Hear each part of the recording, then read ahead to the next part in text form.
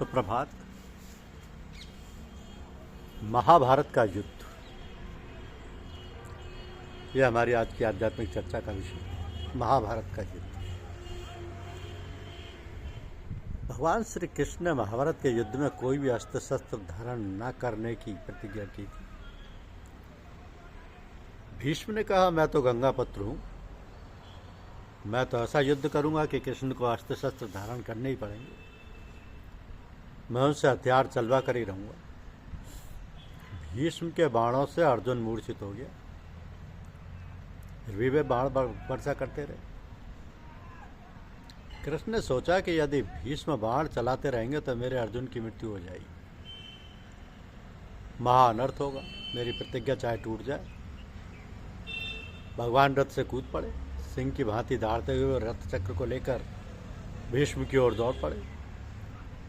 भीष्म ने उसी समय कृष्ण को नमस्कार किया और भगवान का जय जयकार किया। तो भक्तों की प्रतिज्ञा पूरी करने के लिए भगवान अपनी प्रतिज्ञा को तोड़ देते हैं। ठाकुर जी की यह भी एक लीला है। भगवान भक्तों का पूरा पूरा सम्मान करते हैं। वे मानते हैं कि चाहे मेरी पराजय हो जाए पर भक्तों की विजय होनी ही चाहिए।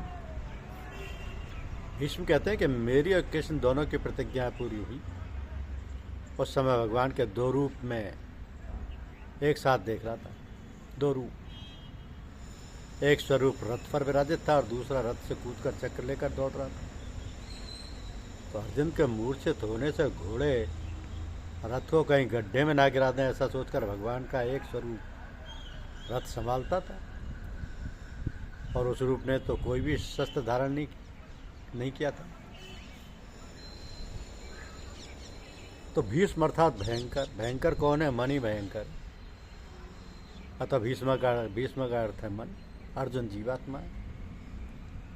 मन आवेश युक्त होने पर संकल्प विकल्प बहुत करता है। मन ही संकल्प विकल्प के बाणों की बौछार करता है। अतः जीव रूपी अर्जुन घायल होता है और मूर्छित हो जाता है। तो ईश्वर जब मन को मारने लगते हैं तभी वह अंकुशित होता है। भगवान मन को सुदर्शन चक्र से मारने जाते हैं तब कहीं मन शांत होता है। तो जीवात्मा जब परमात्मा की शरण में जाता है तो मन को वो शांत करते हैं। मन संकल्प विकल्प करना छोड़ दे तो ये मन आत्म स्वरूप में तदाकार हो जाता है, तभी जीवन को भी शांति मिलती है।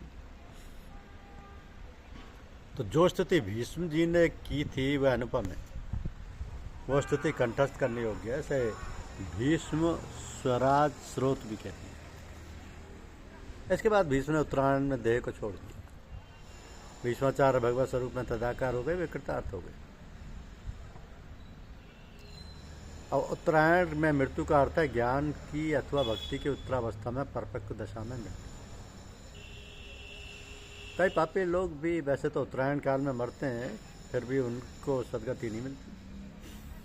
और कई योगी जन दक्षिणायन में मरते हैं, फिर भी उनकी दुर्गति नहीं होती। दक्षिण दिशा में यमपुरी है, नरकलोक है। नरकलोक का अर्थ है अंधकार। जिन्हें परमात्मा के स्वरूप का ज्ञान नहीं है, जिन्होंने परमात्मा का अनुभव नहीं किया और वैसे ही मर जाते हैं, उनकी मृत्यु दक्षिणायन कहलाती है। तो संतों का जन्म तो हमारी भांति साधारण होता है, किंतु उनकी मृत्यु मंगल में होती है। भीष्म महाज्ञानी थे, फिर भी प्रभु प्रेम में तन्मय होकर मरे थे। ये बात हमें बतलाती है कि भक्ति श्रेष्ठ है। जिसकी मृत्यु के समय देवगण उपस्थित होते हैं, उनकी मृत्यु ही कृतार्थ जाना। भीष्म के महाप्रयाण के समय देवों ने ऐसा ही किया था। ऐसे काम जग में करो कि जब तुम आए जग में तो वो हंसा, तुम रोए। ऐसी करनी कर चलो कि तुम हंसो जग रोए। अब मानव जीवन की अंतिम परीक्षा उसकी मृत्यु ही है। जिसका जीवन सुंदर होगा उसकी मृत्यु मंगल में होगी। जिसका मरण बिगड़ा उसका जीवन भी व्यर्थ रहा। मरण तब सुधरता है जब मानव प्रत्येक क्षण को सुधारता चलता है। जिसको समय के मूल्य का भान होता है, विगत संपत्ति फिर प्राप्त हो सकती है, किंतु विगत समय फिर कभी नहीं मिलता। प्रत्येक क्षण का जो सदुपयोग करेगा उसी की मृत्यु मांगलिक होगी। तो कण कण का सदुपयोग करो और क्षण क्षण का भी। एक भी क्षण का व्यय और एक भी क्षण का दुरुपयोग ना करो। कण का जो दुरुपयोग होता है वह दरिद्र बनता है। और क्षण को व्यर्थ खर्च करने वाला जीवन बिगाड़ता है। तो प्रतिदिन संयम को बढ़ाओ। प्रतिपल जो ईश्वर का स्मरण करता है उसकी मृत्यु भी सुधरती है। भीष्म आजीवन संयमी रहे थे। संयम बढ़ाकर प्रभु के सतत स्मरण की आदत होने से मरण सुधरेगा। जीवन का अंतकाल बड़ा कठिन है, उस समय प्रभु का स्मरण करना आसान नहीं। तो जन्म जन्म मुनि जतन कराई, अंतराम कही आवत नाई। समस्त जीवन जिसकी लगन में बीता होगा वही अंतकाल में उसे याद आएगा। ईश्वर तब तक जीव पर कृपा नहीं करते जब तक कि मनुष्य स्वयं कोई प्रयत्न ना करे, सारा जीवन भगवान के स्मरण में बीते। और कदाचित वह व्यक्ति अंतकाल में भगवान को यदि भूल भी जाए तो फिर भगवान उसे याद करेंगे। सत्कर्म कभी व्यर्थ नहीं होता। भक्त मुझे भूले तो भी मैं उसको नहीं बुलाता, ऐसा भगवान ने कहा है। भीष्म पितामह की मृत्यु को श्रेष्ठ करने के लिए द्वारकाधीश पधारे थे। भीष्म पितामह ने महाज्ञान का विश्वास न किया और उन्होंने प्रभु की शरण ली।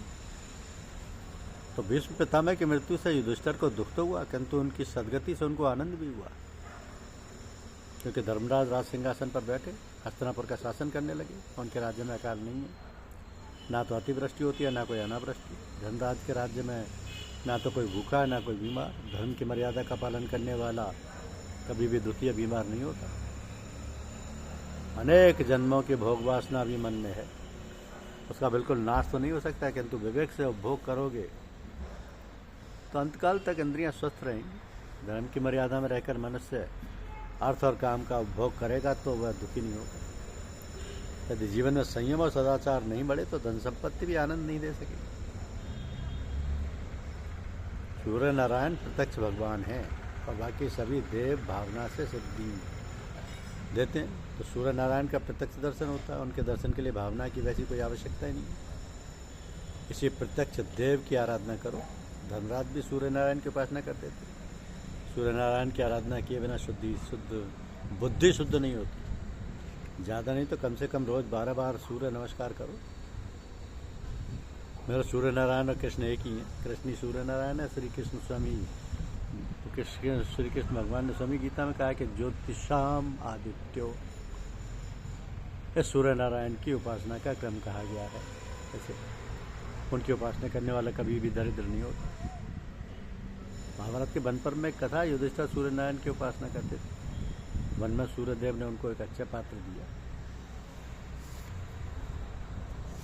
दिया, धन्यवाद। यूट्यूब चैनल को लाइक और सब्सक्राइब अवश्य कीजिए। शुक्रिया।